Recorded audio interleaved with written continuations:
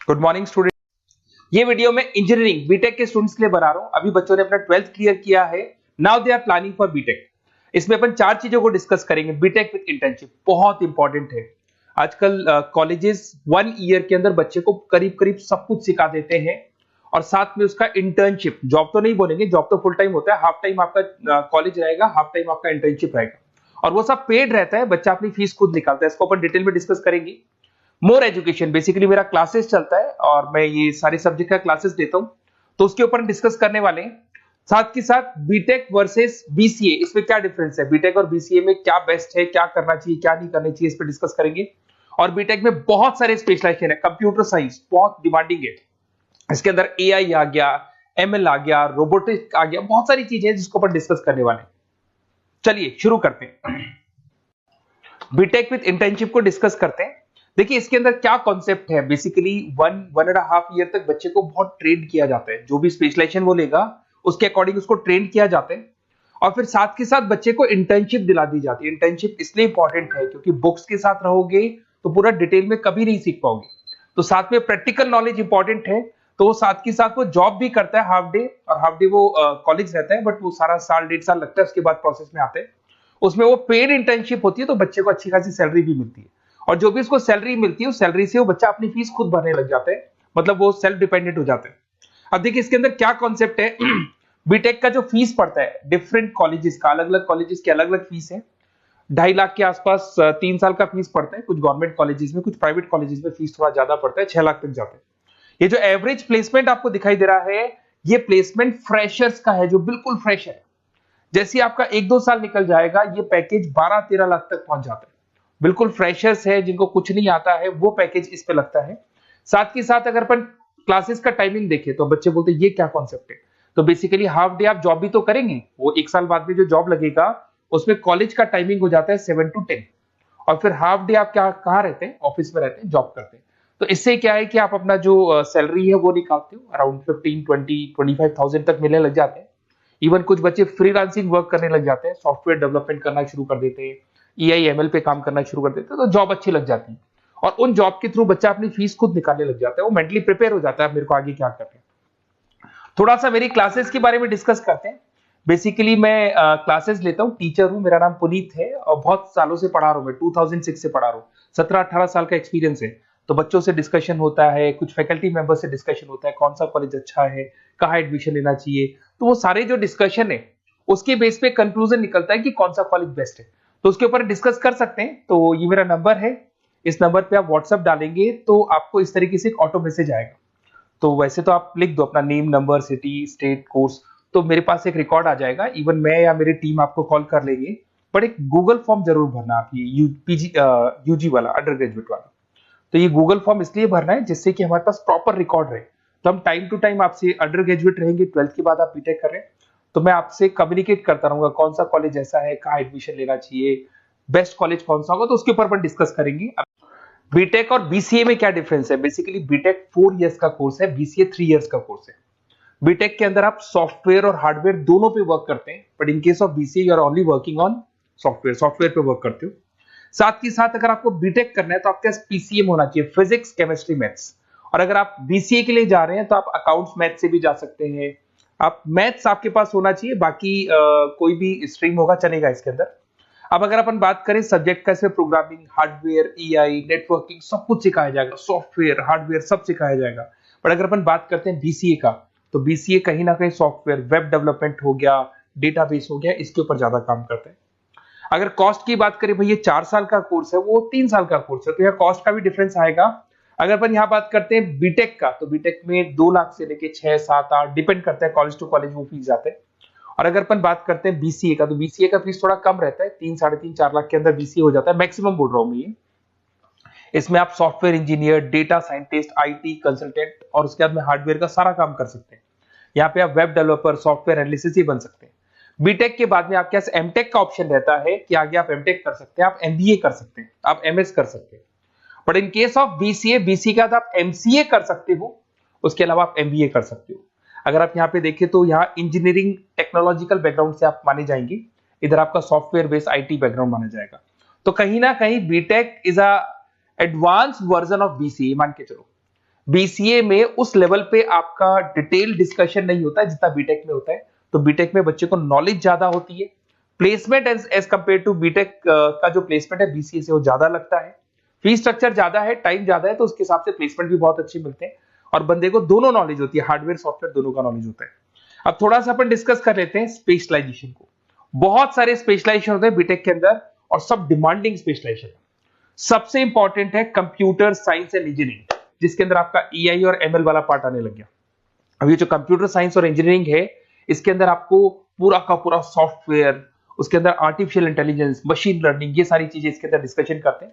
Companies हो गई आपकी टाटा कंसल्टेंसी, इन्फोसिस, विप्रो, एचसीएल, इनमें आपका जॉब लगता है।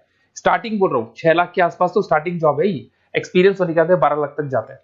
अगर मैं सॉफ्टवेयर डेवलपमेंट की बात करता हूं तो यहाँ पे आप सॉफ्टवेयर डेवलपर बन सकते हैं, सिस्टम इंजीनियर बन सकते हैं, डेटा एनालिटिक्स बन सकते हैं, तो ये सारे ऑप्शंस मिलेंगे।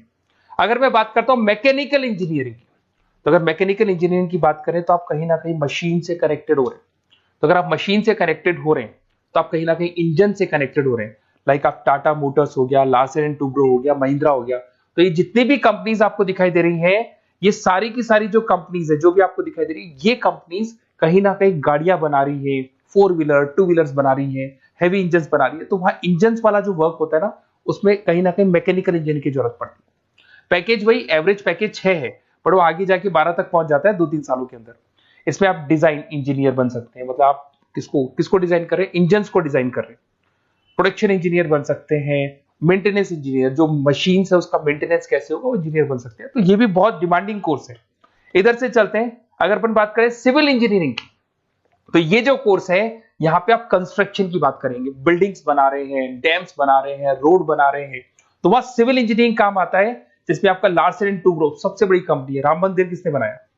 तो राम मंदिर में जिस कंपनी को पूरा पूरा कॉन्ट्रैक्ट मिला उसका नाम लार्सन एंड टुब्रो है। ऑन टाइम उसने डिलीवरी दे दी सारी चीजों की। डीएलएफ करके ये भी एक बहुत कंस्ट्रक्शन कंपनी है। तो बड़ी बड़ी कंस्ट्रक्शन कंपनी है, पैकेज वही 5-6 लाख के आसपास बैठता है। इसमें साइट इंजीनियर बन सकते हो आप, स्ट्रक्चर इंजीनियर बन सकते हो, प्रोजेक्ट मैनेजर बन सकते हो। घुमा फिरा के कंस्ट्रक्शन वाला जो वर्क है उसमें सिविल इंजीनियरिंग की जरूरत पड़ती है। इधर से आ जाए, आपको दिखाई देगा इलेक्ट्रिकल एंड इलेक्ट्रॉनिक इंजीनियर। अरे भाई, आज आप कोई भी प्रोडक्ट परचेज करो उसमें इलेक्ट्रिसिटी का तो काम होगा ही होगा ना। तो इलेक्ट्रिकल इंजीनियरिंग की तो हर जगह डिमांड है, चाहे वो सेलफोन से लेके आप कोई भी प्रोडक्ट परचेज करेंगे, कंप्यूटर्स परचेज कर लो, वॉशिंग मशीन परचेज कर लो, टीवी परचेज कर लो, तो वहां पे इलेक्ट्रिकल इंजीनियर की जरूरत पड़ती है।